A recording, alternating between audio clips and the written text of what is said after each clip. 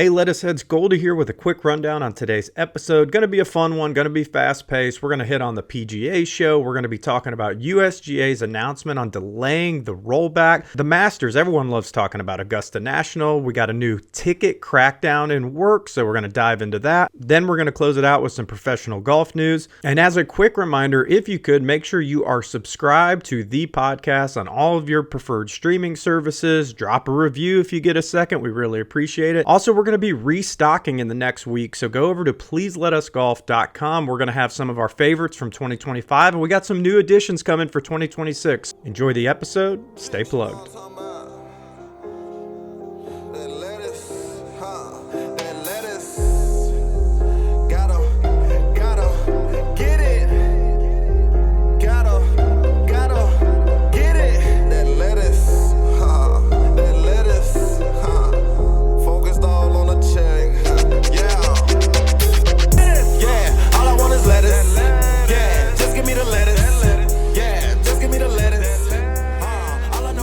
Heads, we are back with an emergency edition of Please Let Us Golf, the podcast. Today you got Goldie, you got Jewel, you got Mr. Golfberg. Gentlemen, how are we doing? Yeah, you texted me at 6 a.m. This better be good. I have no idea what we're here for. And a lot of times when people hear the emergency pod is coming, it's because there's late breaking news or, something crazy finish that was unexpected in the world of golf.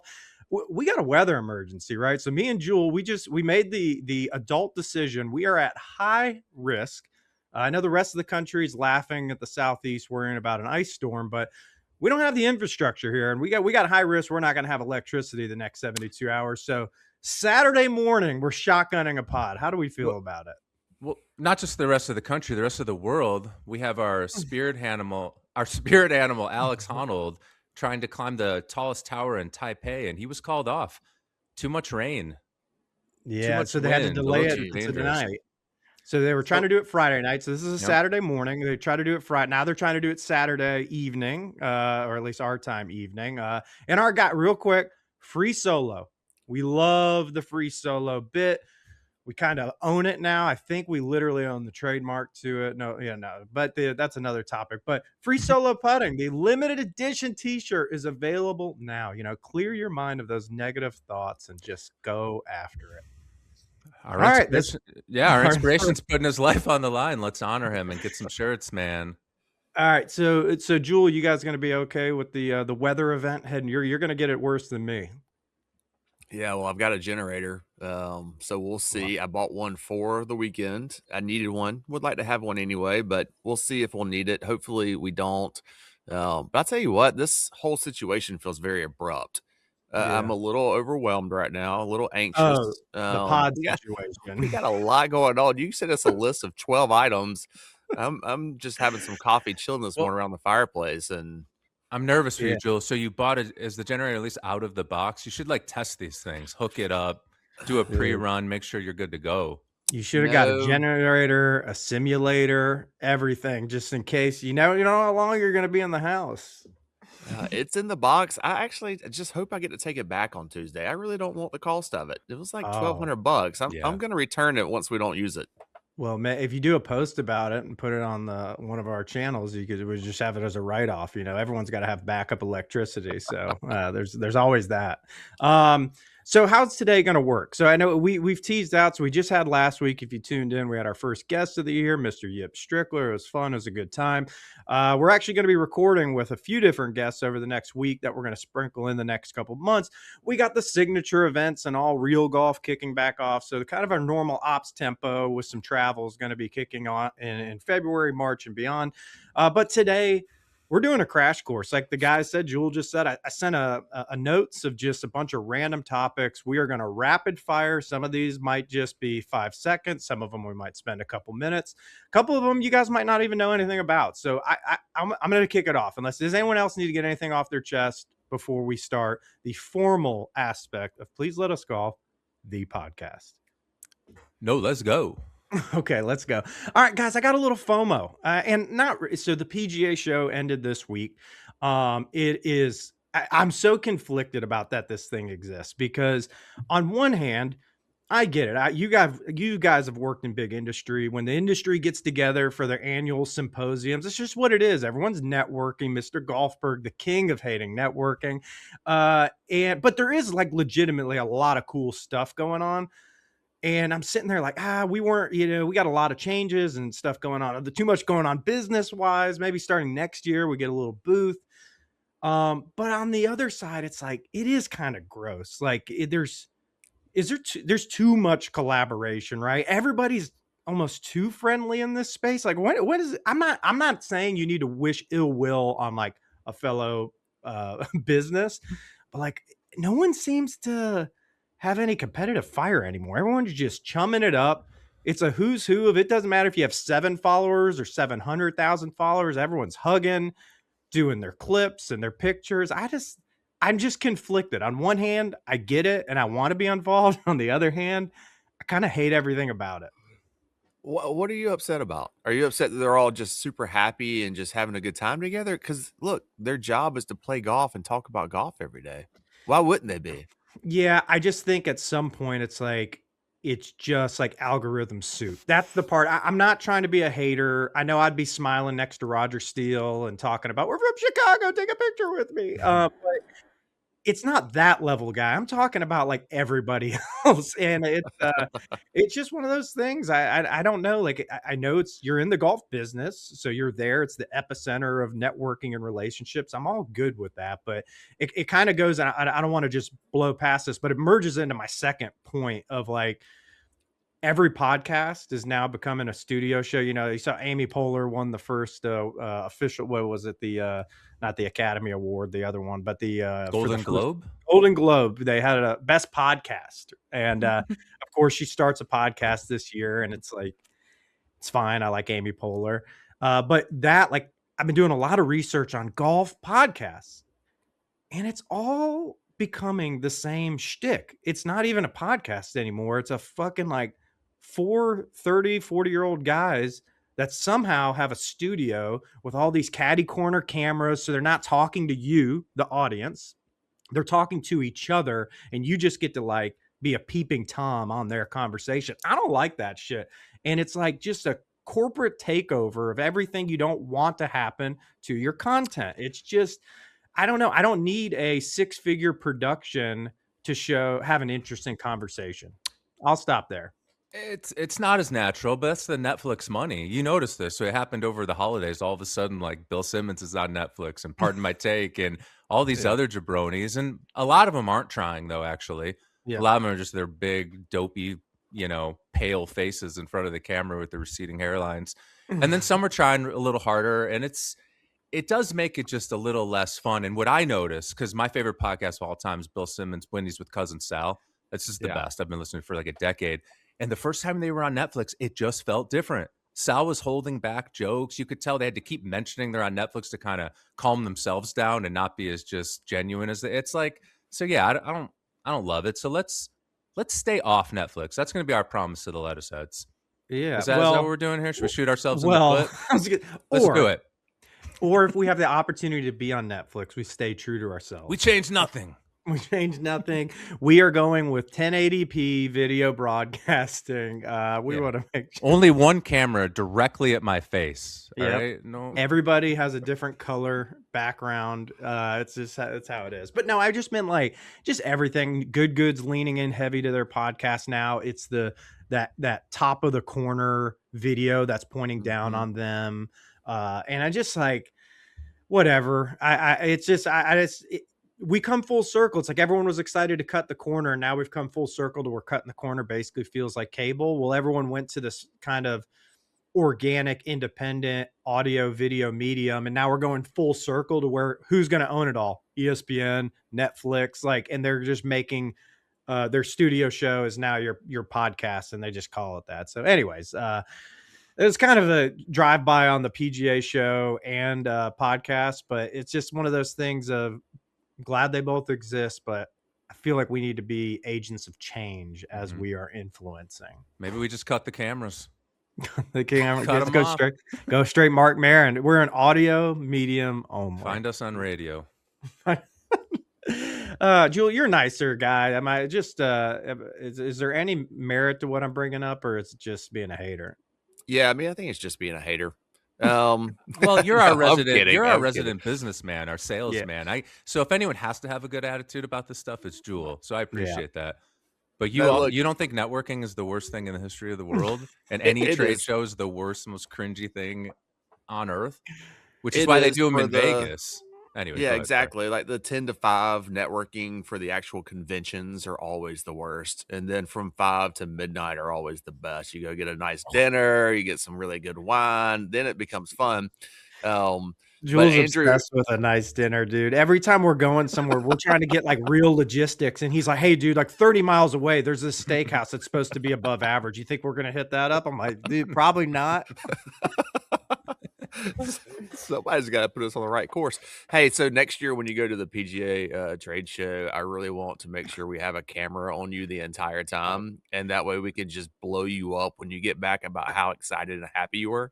I think that is the thing though. Like if you're gonna do it different. Like I know it's enticing to like take clips or something that fits into your bit lane, but that's what I was telling. I text Aaron. I said, if I went, I think like you just hit live and hey, we're live streaming for freaking 9 hours a day for 3 days straight. And it's just like come into our world and you're gonna see some weird shit. Okay, well, I'm good on that. We said rapid fire. Aaron, you got some body language. A final take. You want to close us out on this topic? I had no body language. That Oh, was your hair did that like kind of wavy thing to where it was like I need to get this one off. Okay, random one. So I'm on Instagram yesterday, PGA Tour, which I got to give them a shout out. Whoever they hired for their Instagram and TikTok about a month ago is like doing a million times better job. This one was kind of not that interesting, but it was a Ben Griffin highlight of what has he been working on to become a top 10 player in the world. And everything was shot, I said, from the nipples and above, but the chest and above, nipples up and up. And he did a pano. I swear to God, he had 8 different corporate logos sponsored from his chest through his hat. And we've talked about it because recently we've been in conversations with advertisers and we've been very sensitive to like we don't want advertiser soup and we want to make sure we're not selling our soul and it makes sense. And here's this guy that it's literally in whatever that is, like 1 square foot of his body. He's got 8 different sponsors. Do you guys got any feelings on that other than just saying it exists and it is what it is?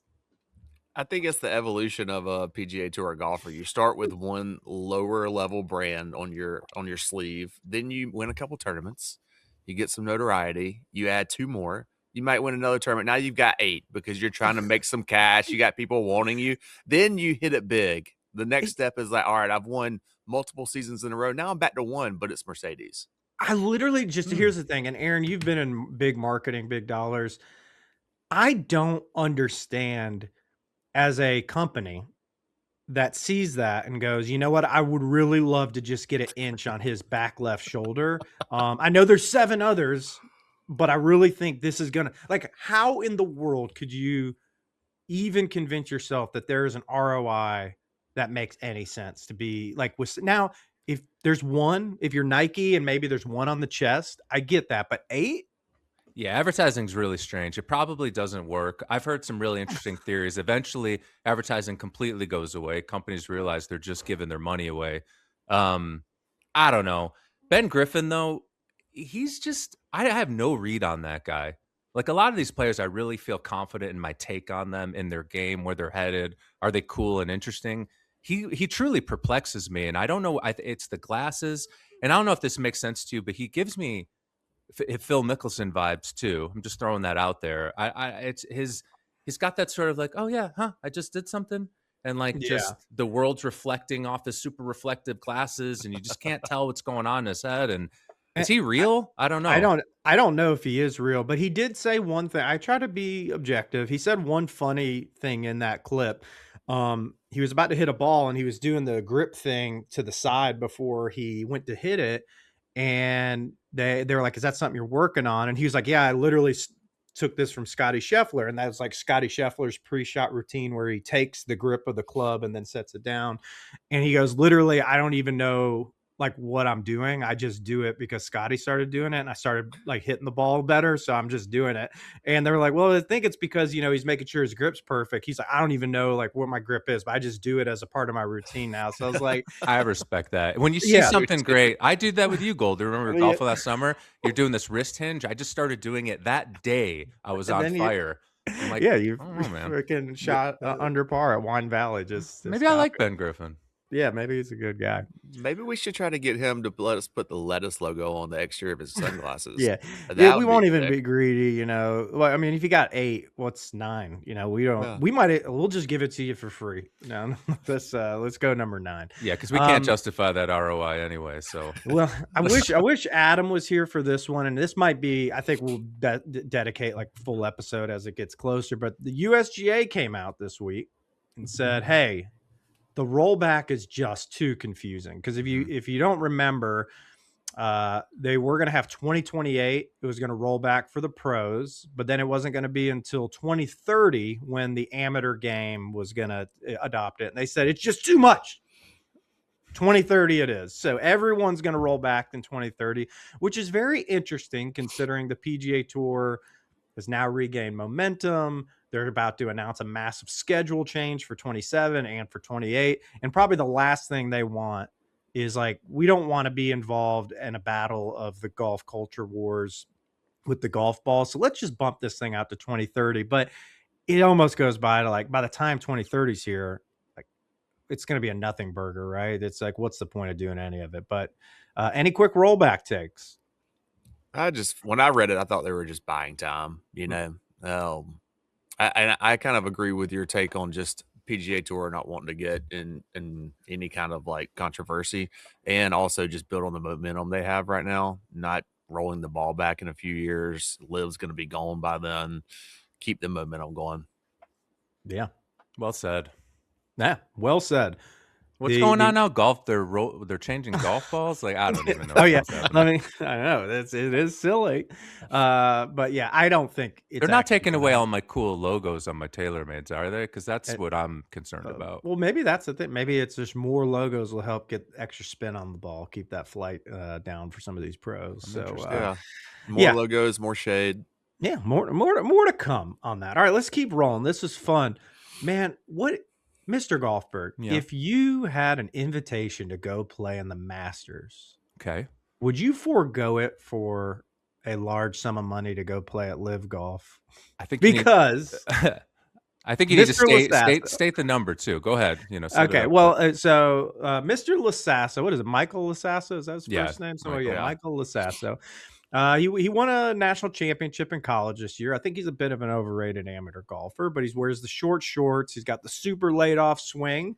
It is a kind of addicting swing to watch on repeat, even though it doesn't look like it might be the most sustainable move into the ball.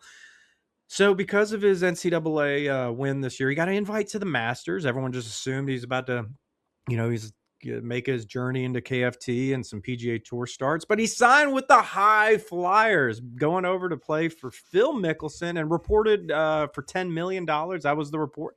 I don't know how accurate it is, but I saw multiple sources saying it was like a $10 million signing bonus and then all the other additive stuff with Live. So, but because of that, he's losing his amateur status, so he can't play in the Masters. So thoughts on Mr. Lasasso's jump? I thought I heard they say it was closer to like 25 million. Okay, as the total package. Okay, maybe that was a signing bonus of 10 and then some 15 spread over a period of time. It's so easy to just come out and say, how do you skip the Masters? But like, do you remember, you saw The Last Dance, right? About the Chicago Bulls. Scottie Pippen, he's coming up. He's going to be one of the best players in the league after his rookie contract. Signs like a 8-year, like $18 million deal. He's insanely underpaid. And he's like, my family needed that money. Like there was no chance on earth I could risk injury and passing that up. So I'm going to assume Michael Lasasso is this cool dude. He's like taking care of his entire family. Maybe he's got a 6th sister. I don't know. But they just offered him generational money. And all you got to do is chill on the mat, and maybe you'll get back to Augusta eventually if you're good enough. Like maybe he just had to. Now, if he's a rich kid and did that, that's interesting. The calculus. It's all about his state of mind. I'd be curious to know more. Yep. Jewel? Yeah, I think there's a lot of different variables to it. I think you brought up a lot of good points. But I mean, I don't know, man. His coach at Ole Miss stated that this was a long-term thinking move, and it feels more short-term to me. Um, I mean, he could have just taken the Ben Griffin route, got 8 sponsors, and he's making good money, and he can take care of that sister, right? I don't know, man. I don't really get it. Unless there is a massive need financially, like right away. He wears those super short shorts. Imagine, like, dude, just getting a tattoo sponsor, Bird like a dogs. permanent, like be like, yeah, Bird Dogs, 30-year deal of a full on tattoo on my thigh. Whatever it is, give me, I need $1 million a year guaranteed for 30 years. How long was he in college? Do you know? I think he was I think he was a senior, or Okay, maybe, so he actually did it. Because, like, all these the NIL money, and like Caleb Williams was making a ton of money when he was a freshman in college, and then there should be ways for these guys to make some dough. And it's like, sure, I'll go on live for a few years, get mentored by one of the generational legends and Phil Mickelson, and then I'll make my way onto the PGA Tour. It's not a bad play if it can kind of work out that way. Yeah, I mean, I saw Graham McDowell. It was like he was kind of an own goal. He came out with some, I'm going to paraphrase it, but he was basically like, Live is proving to be a great entryway for great college players because it just shows like so many people try and fail and don't make it on the PGA Tour. And some guys were like, you cut a great promo for the PGA Tour. Like, yeah, this is for like the best of professionals. But I really, at this point, like, I'm not going to beat up on him. Like, yeah, if somebody just said, hey, here's 25 million, you get to go play live golf, and with these guaranteed purses, you're probably going to make another 10 to 20 million dollars playing. Hey, live might only be around for another year or two, but worst case is it's like, I'm going to bank 30 to 50 million dollars, and then if live really dissolves, then I can go through professional golf qualification from the beginning if I want to. So I mean, I'm not going to beat him up too much. I mean, I hate it. It's like, go get it with the real golf, but it is what it is. I mean, if somebody offered you that kind of money, what would you do? The John Rahm dilemma. Yeah, $350 million. Yeah, that's a little different. So speaking of Masters, by the way, I do have a really great segment for you guys whenever we do a Masters preview pod. I got it saved in a note that I started working on, so I cannot wait for that. But Masters, again, everyone likes talking about Augusta National. Little ticket crackdown. I saw it reported through our friends at Front Office Sports that a couple of the big ticket resellers are, when you go to click Masters 2026, it says no tickets available. There's some legal disputes there going on. Masters, they have tried for years to crack down on ticket resales. I mean, there's always been the threat of like, if you're caught with your ticket being resold, like you and the original ticket owner will be banned from attendance from Augusta, and they don't mess around with that stuff. But living in Georgia, I'm just telling you, it's insane. So whatever, a practice round ticket now, I think it's up to, it used to be like $60, and now I think it's up to like 125. But yeah, they're going for $1,500 to $2,500 for a freaking practice round ticket on these secondary markets. I mean, badges are going for $2,000 to $6,000 for Thursday to Sunday, individual days. So it's the next evolution. I mean, I guess, like, on one hand, it's like, man, come on, let's settle down. But also, it's like something's got to give, because people argue always. This always happens with ticket prices. Well, if people are willing to pay it, that's the free market. And I'm like, well, now we have to have a whole conversation of there's no such thing as a real free market. And it's like, just because there's a handful of people that have enough money to pay that price doesn't really mean that that is the market price. Fucking cut that shit. Yeah. So anybody here, anybody care about the Masters crackdown? Well, if any event is special enough to pull off a crackdown like this, it's the Masters. It would be cool if they could do it. It reminds me of, I have all these old stories. Touring with Fish back in the day. So what you'd have to do is write them like a letter and like color the envelope and make it cool as possible, because they would select who got these tickets. Thousands of people from all over the country are just writing the letters, and then they send them back to you. And then you never had to pay like, $500 for a ticket. You'd get it for your $40 or whatever. It was a cool system, but it doesn't work for everything. But yeah, it'd be nice to not get ripped off and get to see a practice round.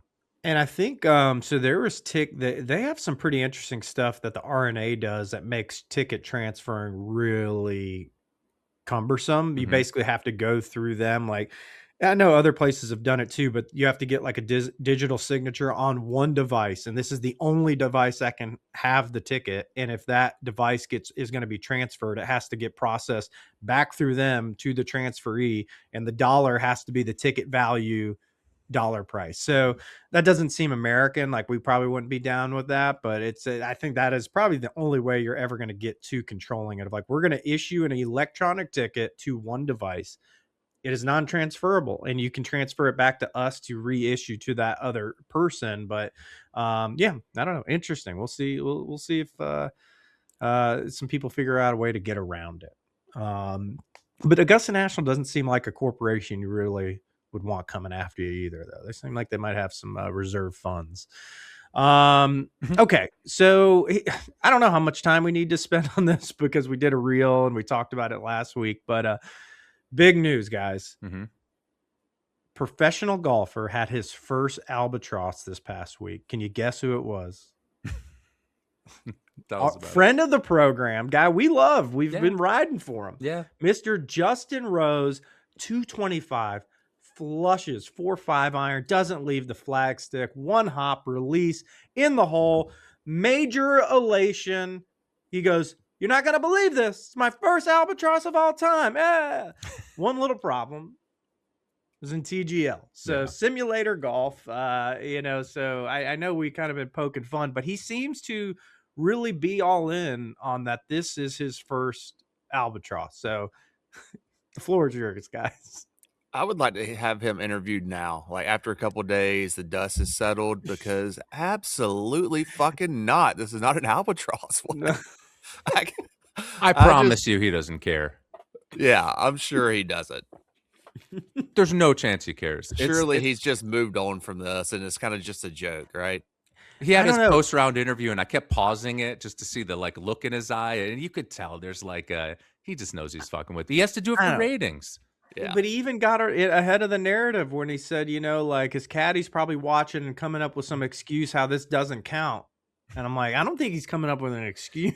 It's just, we all know it doesn't count. It's fun because they're competing against other people and there's money on the line. So if the computer tells you your ball went in and then you get to make more money, you should celebrate, but not the actual accomplishment. You just won a dumb board game. You did not make an albatross. We're watching videos of friends in simulator rooms making a hole-in-one, and they're all dancing around and hugging like a real thing happened. True story. And I'll shout out my friend Gavin up here. We were at simulator golf. He got a hole-in-one at the old course. And we both just kind of we looked at each other and kind of smirked, maybe a fist bump. Just like, that was dumb. He should handwrite a letter, like fish style, to the RNA and color it all in, color the moment of you guys fist bumping and all that, and be like, "Hey, my buddy had a hole-in-one on whichever hole it was. It's at the old course. Is there any way you could commemorate this?" And then, but yeah, what day were you out here? Yeah, it was December 13th. December 13th. Yeah. The course was covered in snow. I was like, yeah, but we were in a sim, and the weather was great on the sim. No wind. Perfect. I mean, it's dumb, guys. It's really, really dumb. Yeah, I don't know what else. And TGL might be getting worse. Oh, I haven't watched but a half an episode this year. It's so much worse. It's lost any buzz it had. Well, here's one thing I'll say is it does not work if it is this is the I'm talking out of both sides of my mouth, because on one hand I don't think it works because they're constrained by their relationship with the PGA Tour, that it's all just professional golfers, so it kind of loses some potential for entertainment. But if it is going to be professional golfers go into second tier golfers, it doesn't work. At least I can tune in a little bit, like when Max Homa's hitting a shot. It's like, is Max's swing looking okay? If it's, if Brooks ever got into one, there's some guys I can at least watch.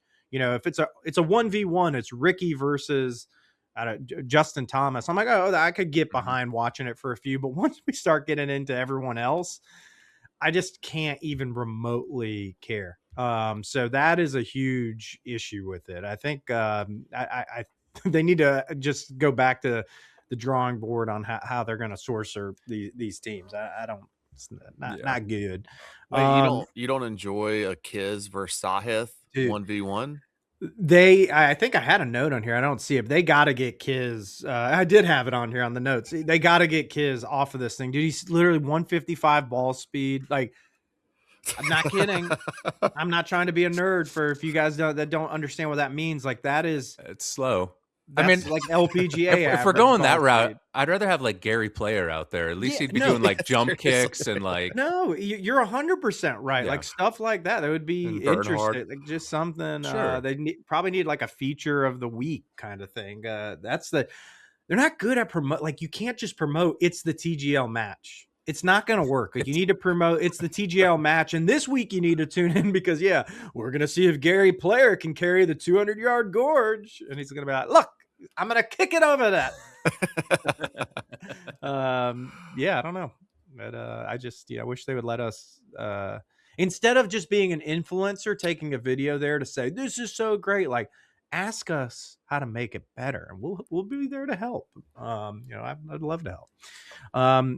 Speaking of help, I know Jules so excited because the PGA Tour is officially back. We had an event last week. We were going to do this Sunday night, so we were going to at least do a drive-by on the outcome of the Amex going on right now. But we won't be doing that. But through 36 holes, pretty interesting. Scotty Scheffler's still the greatest golfer in the world. Blades Brown coming off, the little kid shooting a 60. He kind of blew it. He had 59 in the bag. He was in and he had an iron in on the par 5 16th. He had a 7-8 footer on 18s, but a 60 solid. But I'm going to stop there. Jewel, are we excited? What are the stories? What do we need to be worried about with the PGA Tour season kicking off? I think we need to be worried about a historic season by Scotty Scheffler. I mean, I think 10 wins is completely possible. I mean, he's going to win. He's going to win this weekend. He started the year 63, 64. I mean, I just wonder what last year would have been if he wouldn't have cut his hand, So going into a new year fully healthy after coming off the last 2 years. If he didn't get arrested, freaking... if he didn't get arrested 2 years ago and didn't cut his hand last year, maybe he would be in the Tiger conversation. But he could this year. I mean, it's just nuts to see a guy that like he's just so much better than everyone else. It's fucking insane. I don't know. Like every time he hits the ball off the tee, it's just a string exactly where he wants it. It's insane. It's not just that. You know what he really does better than everyone else is chipping. I mean, his chipping is fucking phenomenal. It's crazy good because he's so good at irons, and then it's like a little version of an iron. It's like, this is too easy for him. It's just too easy for him. It's just a mini little iron. It's just a mini iron, and it gets to be even more handsy with it. He's got crazy hands, like probably like Tiger-esque. Yeah, it's we'll see. I mean, I know it's a long season. Interesting side note though that he's not gaming the new TaylorMade driver. So I guess when it came out, the whole thing last year, a lot of their marquee players didn't play the QI whatever last year. They were excited because a bunch of guys gamed it in November, December, silly season events. And now that the real golf's starting to kick off, Scotty is back to his driver from 2-3 years ago. So we're a week early on this because I actually have a TaylorMade driver fitting next weekend. So I'll get you all the details on what's going on. Yeah. Maybe I'll have Scotty's some insight.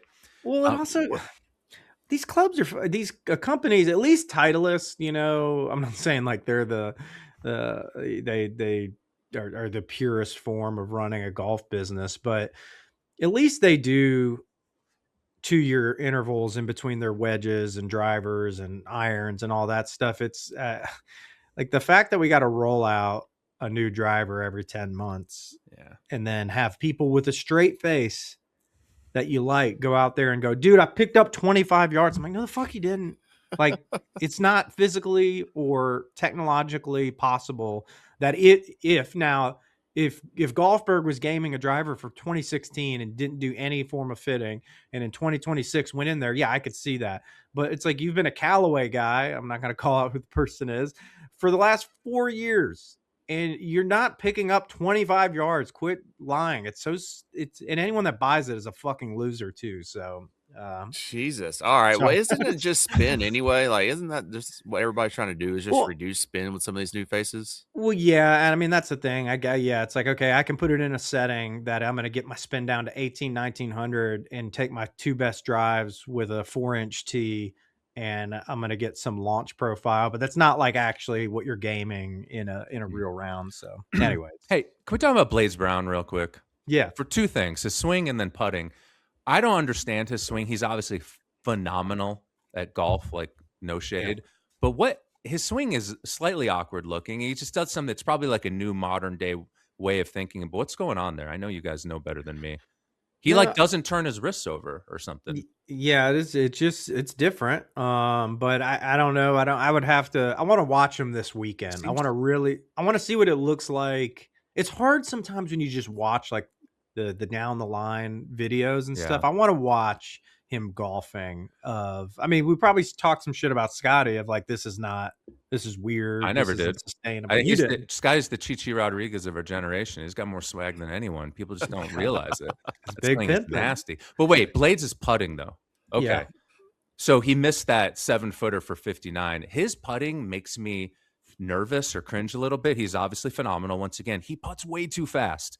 His backstroke Yeah. is so fast. And when I putt too fast, is Blades listening, by the way? Maybe he's He might listening. be. Maybe Yeah. our guy decent chance. Mason Howell can pass this along to Blades, because they're probably Mason's putting buddies. stroke is so good. Yeah, and what I notice is when my backswing's too fast on my putting, I push it a little bit. Mhm. I think your head peaks, like everything Mm. just gets too quick, and that's what he pushed that putt on 18 for 59. And I don't know. Let's just get a note to him. And Yeah, I'll 11. shoot him a DM tonight. Be like, hey, I know you just finished Mhm, T17 at KFT and flew 10 mhm, hours direct and didn't play in a practice round, mhm. and you're tied with Scotty Scheffler, but Golfberg noticed something. Golfberg noticed you backstroke a little quick on the putter there. So if you're gonna be a guy, go do it. Yeah. Well, I mean, you've called me out for putting a little bit too quick, and legit, it really does sink it back up, just slowing down just a touch on the backstroke, and it definitely Yeah. helps me. So, come on, Blades, let's go Yeah. 58 today.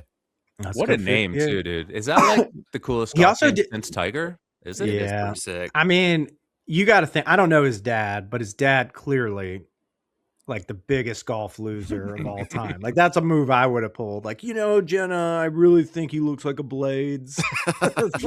Dude, Little I'm gonna, brother Iron Cover is not as good yeah, at golf, by the way. cavity back. Cavity back. Is that what yeah. Cavity back, Blades Brown. Cavity back's got a bit of a weight problem. Yeah. Yeah, no, it's pretty much like you're destined to be an amazing golfer if your name's Blades Brown. So Hey, it's can we cool, do it's one cool. more quick shout out before we move on from Mhm. Amex? Yeah. I don't usually talk about Wyndham Clark, but Okay. his wedge game's nasty. Like watching him hit wedges actually made me want to go to the range and work on my tempo. He's just a phenomenal wedge player. I just want to. He's also listening, so I just want to let him know. Like we're noticing. We should just do since this whole pod is just being thrown together. Let's spend the last 3 minutes just everyone doing 10 seconds, really nice accolades, and we'll clip them all and send them Yeah. to you. And be like, on this pod, I just heard this thing about you. Hey, Jake Knapp, we're glad to see you back. And I know you had Yeah. a tough end of last year, but just keep Yeah, rolling, man. buddy. Keep doing it. But yeah, some other things. I like Max looks like he had a little bit of form. Ricky looks like he had a little bit of form. But but that goes into I don't like the 3 golf course pro-am thing. So this and Pebble are the 2 big examples, but Pebble starting last year, they cut it to 2 courses, Mhm. which was phenomenal because it was the first time you could actually see Spyglass. They actually could get like 50% production value that you get at Pebble at Spyglass. It's like people need to see Spyglass. Like it's an awesome, like way cooler golf course than most of the PGA Tour stops. So at the Amex, the 3 courses, I hate it. I hate seeing. I get confused who's on what. Did this round really matter? And then on top of that, so that's part 1. If anyone has an opinion on that, and part 2 is if you're gonna do the pro-am, like show me what's going on in the program. Either don't do it because it's so fucking weird. Like I saw them advertising that Grant Horvat was playing with Adam Scott and our guy Sam Hahn from Lab Golf. I'm very interested to see what is going on. I want to see like Grant Horvat playing. This guy's been playing awesome YouTube golf. I actually wanted to see him golf and hit some shots on with Adam Scott and then even Sam Hahn. I've never really seen Sam's full swing, but they posted a clip. He's got a freaking cool move into like he literally looks like he's golfing from 1975. Like it's a lot of that big hip turn, skinny guy through the ball. Kind of slides into it a little bit. Yeah, but it's a good move. But yeah, I don't know. I just go like if you're gonna do it and you're gonna have marquee names, why not make the pro-am like a bigger deal? I just don't. I've never understood it with the Pebble Beach pro-am. They're like, we're just going to show Bill Murray do his shtick. I'm fine with showing Bill Murray do the shtick, but show the fucking real part of the pro-am. And then we'll get yip on their ass for the guys that are fucking sandbagging and somehow lap in the field. So I don't know. Thoughts? I think replace the Zurich Classic with that. Have a 4-day run or a 3-day run of a pro-am. I think that would be pretty cool, especially if you put it somewhere like a really cool golf course that we'd want to see on TV. That'd be a lot of fun. Yeah, because then the venue isn't as big of a deal for the pro piece of it, right? Like actually make it a like amazing coastal destination. Yeah. And then so Mr. Golfer, I have a feeling you might disagree though, because you don't really love watching non-professionals golf. Well, I think 10, 15 years ago, running like the Pebble Beach Pro-Am, they probably made the right decision to not like spend a ton of coverage time on like the CEO of Charles Schwab or just these random business losers and who cares about golfing. But things have changed a lot recently. Now we have influencers who are drawing hundreds of millions of views. So yeah, you get one of those guys in your golf tournament, you might just want to put the camera on him for a little bit. It's definitely that's a very natural way you're not forcing it. It's not the Creator Classic. It's like you've been running these pro-ams, now you got popular people. Let's show them. And yeah, it's a guy like Sam Hahn. He's young. He's interesting. He's leading a revolution on these putters that are out making a dent. Like that's a perfect person to just give a little airtime to. So yeah, they just probably still in their own way, just old way of thinking about things. Yeah, and also if he went out there and had like 42 putts, it would be hilarious. It would be amazing. Too. Or have 9 putts and through 9 and then switch putters. This isn't working for me. I mean, that's I think that is, you kind of hit on it. I mean, I understand the majority of these fields are filled with people you wouldn't want to watch. Like it's going to be the Chuck Schwab CEOs, but there's going to be enough to where, okay, just show, it's like the PGA Tour does now. They show 4 marquee groups anyway. So what are the 4 or 5 marquee groups with celebs and influencers, and show that day 1 and 2. And then, day 3, focusing on, okay, who's actually, winning this thing. So, I think that would be much more interesting format than like, am I supposed to tune into that? Am I supposed to care? The scoring doesn't make sense. I just, I don't know. Because in 3 to 5 years, we could be in these golf tournaments. So maybe they want to start thinking about. Not Adam. Who? Not Adam. All I see is a black box in the 4th square. Do we have a 4th? Oh, I should put that. Actually, I'll probably just put his silhouette there. Mustache Adam, maybe looking off to the side, just saying, still trying to get permission to do the pod. Well, cool, man. Well, guys, I mean, that was pretty quick. I don't have anything else. Does anyone have anything? I think we nailed it, man. Dude, we fucking nailed it for a Saturday. It was nice and quick. It was tight. Jenna's not even going to believe me when I walk downstairs. I didn't tell her I was doing this until I got put together. I told you guys I had a technical delay. I was putting together the kids' soccer goal that they got for Christmas. Oh, wow. But it's like a real soccer goal. Almost the delay was I messed up building it in the living room and I couldn't get it out of like the normal back door. That was the delay. So, but we got it together. It's the things you do to pull off the pod on a Saturday. Adam needs to get more creative. I just told my family I'm in the bathroom. They still think I'm in the bathroom. I got the seems like a normal Saturday. January tummy bugs. Okay, well, I'm good. So just as a reminder, we haven't done a lot of like, I probably need to put some stuff up front, but if you get to this point in the pod, thanks for listening. Thanks for the support. Things are continuing to grow. Make sure you are subscribed to anything you can, Spotify, Apple, and then over on YouTube. Drop a review. I know it's a pain in the ass, but Apple and Spotify, we got to get honestly, Spotify makes it like difficult to figure out what to click. I don't know why it's such a pain. Their workflow sucks, but we got to juice those numbers up a little bit. So if you could drop us a review. But other than that, again, we keep teasing stuff out. a lot of fun guests coming up. We got a lot of fun travel coming up. It is going to be a wonderful end to winter and survive with us. But let us heads. We'll see you next week. And most important, stay plugged. Peace. Peace out. Peace. Free solo.